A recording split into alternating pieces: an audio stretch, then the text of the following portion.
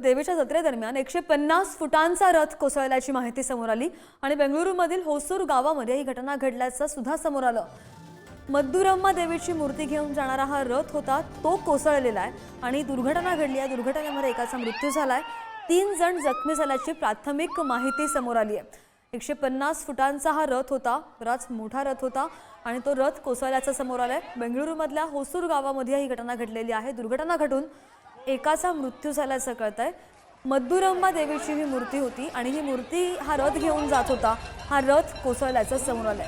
या दुर्घटनेमध्ये एकाचा मृत्यू झालाय, 3 जण जखमी झाल्याची प्राथमिक माहिती। बेंगळुरूच्या होसूरमध्ये ही घटना घडली आहे।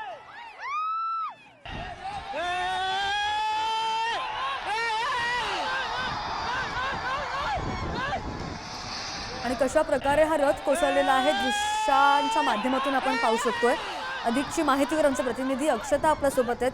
अक्षता, कशा प्रकारे हा रथ कोसळलेला आहे, अगदीच भीषण, जे मृत झालेले आहेत किती जीवितहानी झाली, त्यांची प्रकृती कशी आहे, जे गंभीर जखमी आहेत आणि जत्रेदरम्यान ही सगळी घटना घडलेली आहे, योग्य ती खबरदारी घेतली गेली नव्हती का?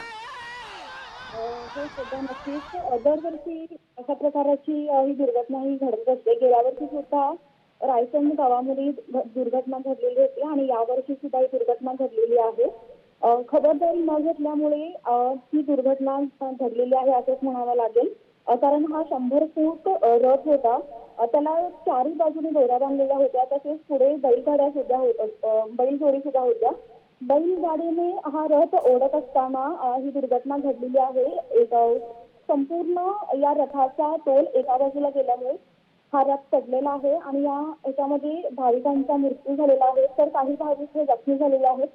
सध्या त्यांच्यावर उपचार सुरू आहेत आणि गेल्या वर्षी सुद्धा अशाच प्रकारचा हा रथ कोसळला होता, यामध्ये काही भाविक जखमी झालेले होते आणि अशाच प्रकारची दुर्घटना ही यावर्षी सुद्धा घडलेली आहे। सध्या अगदी अक्षता, धन्यवाद दिलेल्या माहितीसाठी। बातमी पाहतोय बंगळुरूच्या होसूरमधून।